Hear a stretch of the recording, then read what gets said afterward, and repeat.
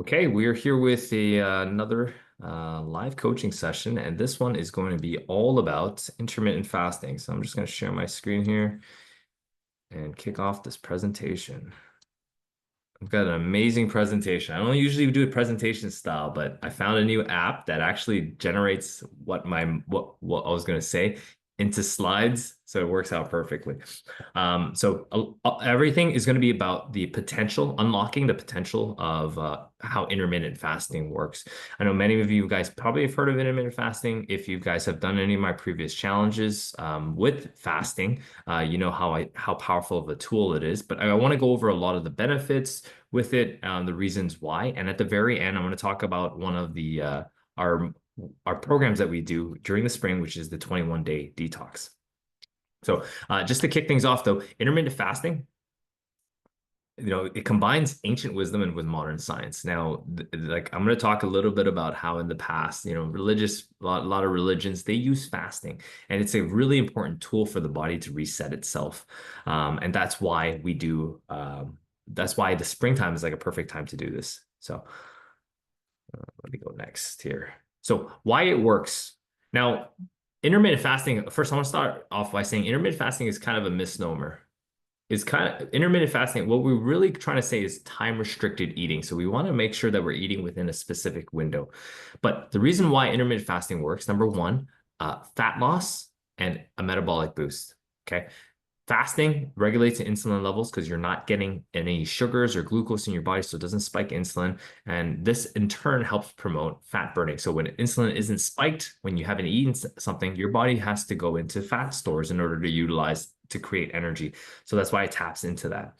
And I want to preface this, like, I don't want to say it's the best tool to use for fat loss because fat loss comes from calories in versus calories out. It is just a tool. So if your calories are not at a under your where you should be, you shouldn't add on fasting, but it could be a tool to help get you under there. So I want to make that clear. Number two, the other reason why fasting works, it helps cellular repair and longevity. There's so much research going on about the benefits of time restricted eating because it triggers something called autophagy, which is it's a fancy word for cell death, and it just causes old cells to die off in your body so new ones can regenerate, new healthy ones can regenerate. It's been showed that there are bad cells in your body, maybe even cancerous ones, that may pop up if and they don't die in your body and then they cause issues. But so fasting actually triggers this autophagy system in your body and removes the cellular waste and regenerate healthy cells. The third thing, which is really interesting, is brain and gut health. BDNF production increases during fasting. So this is brain-derived neurotropic factor, which is actually helps with your neurological connections. So helps with thinking. And it also, your digestive system gets valuable healing time. Why that's important for your gut is because if we're used to eating 3 to 4 meals a day, every single day for the rest of our lives, our gut is constantly working. And I'll use this example. Last night, I went to the keg. We didn't have the kids, so we went to the keg, and it was later than we liked dinner. We ate at 8 o'clock, and I go to the keg because I like steak, but ate a little too much. I had a horrible time sleeping because my gut was working through the whole time and my body was overheated.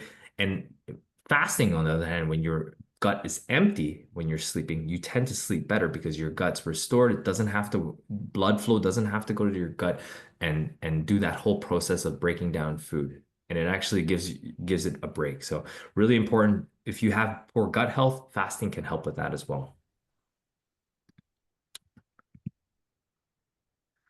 Ancient wisdom for modern health. I like to bring this up because I think it's important. There's a lot of people that go through fasting at this time.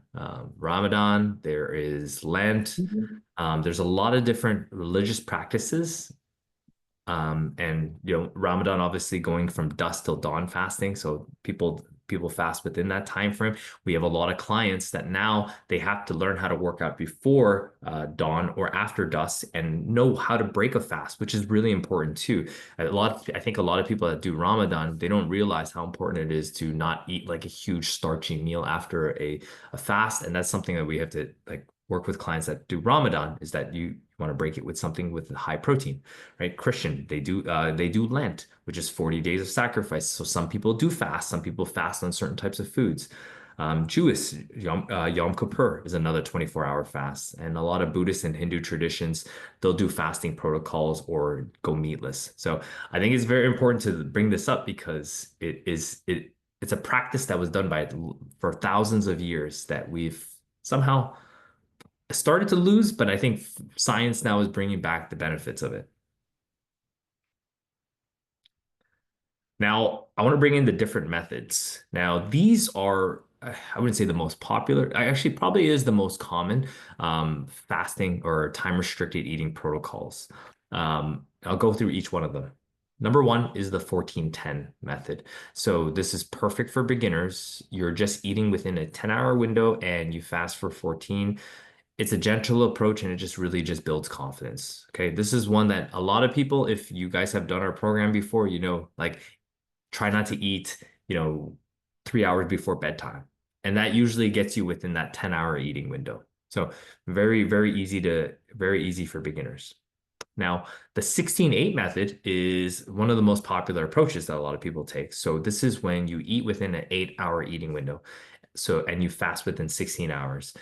It balances the effectiveness and practicality. And I'll tell you why, because most people, what this means is that they'll eat their last meal at dinner time and they won't eat again until noon the next day, which makes it pretty easy for most people. A lot of people will just skip breakfast, which is pretty easy for most people. But that helps you open up the eating window, the fasting window even more. Now, the 24, I guess called the warrior diet. This is more of an advanced protocol, and it condenses your eating window just to 4 hours. So you fast for 20. And this really starts to really accelerate that fat burning because within that 4 hours, you can't eat that much, right? Some people can only maybe get in 2, 3 meals within that time frame. So it really gets the calorie limit, calorie targets pretty low during that protocol. Last but not least, it is the 36-hour monk fast. I like to do this every quarter. The funny thing about fasting for me is I'm training for an Ironman right now, and it is very challenging to fast and do an endurance event. I would say almost nearly impossible. I've tried to do fasted training and try to go into like a training block without having anything to eat. And it's just because of the length of how long my training blocks are. And you gotta understand I'm training for 2 to 3 hours at a time. There's no way that I could be fasted. But when I wasn't doing this, I love doing 36-hour fasts because this is one of the ways to have a deep cleanse. You skip full days of eating, and your body really starts to enter what's called ketosis, in which your body actually once it's used up all the carbohydrates in your body, it starts using fat as the main fuel source, which is really cool. And this is where all the longevity benefits kick in. Cellular repair, that autophagy I talked about earlier starts to really kick in during the 36-hour fast. Now, there is some research that say like 48, 72 hours fast have benefits too, which I think there is. But I don't think everybody needs to go to that extent. I think a 36-hour fast every quarter is healthy and very doable based on like life circumstances. So these are the most popular protocols, my favorites. Which leads me to this. It's our 21 day detox challenge. I gotta get the exact dates for you guys, but it is starting it should be on the Fight Fit calendar, but it is starting on the March 31st. So this will take us from March 31st all the way to April 20th, right at Easter. And we will go through these protocols as a group. So we'll start off gentle. Start with the 14-10 for the first week, just to really get our body used to, hey, stick to that 10-hour eating window, helps build consistency. If we need to adjust nutrients at that time, we could do that and really adapts to your new eating. pattern, and you'll start to notice those energy changes in your body. Week number 2, we're going to go into the most popular 16-8 protocol, which is basically skipping breakfast, eating lunch, and not eating until skipping breakfast, lunch, dinner, and then not eating until lunch the next day. That's the most popular for most people. I know if people have shift work and that sort of thing, we'd have to shift it a little bit, but 16-8, really popular protocol. And you'll start to really experience enhanced fat burning. Mental clarity starts to kick in, and you'll also notice reduced cravings. Now, the last week, we're going to go into the warrior diet. This is where we go into 24 fasting for the entire week to really try to accelerate your results for the last weeks and really kick in that autophagy, maximize cellular renewal. And at the very end of this, we're going to finish off with a monk fast. Typically, it's going to go Thursday night. It's going to be your last meal. We don't eat all Friday, and then Saturday, we get to eat.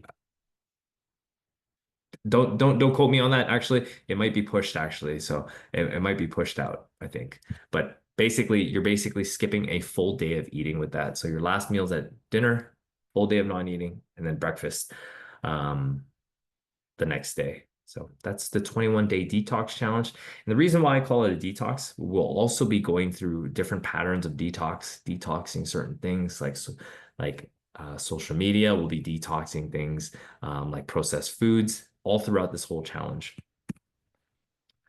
So here we go. And that's actually this is one that's tough, is that we're going to be detoxing caffeine as well. So we're going to do a digital detox during this. So limit social media, screen time before bed to help get you deeper sleep, improve your focus, reconnect with physical world. Caffeine reset. If you are that coffee drinker regularly in the morning, it's this cutting out caffeine is going to help reduce stimulants gradually and restore your natural energy cycles and to experience deeper, more restorative sleep, which is the key. And then obviously processed foods, choosing whole nutrient dense foods, eliminating added sugars, and support your body's natural cleansing process. So if you are interested in that 21-day program, hit me up. I will sign you up for the March 31st start, take you all the way to April 20th, and hopefully detox and give you a kickstart for the spring session. And if you guys have any questions, feel free to message me. All right, thanks for joining.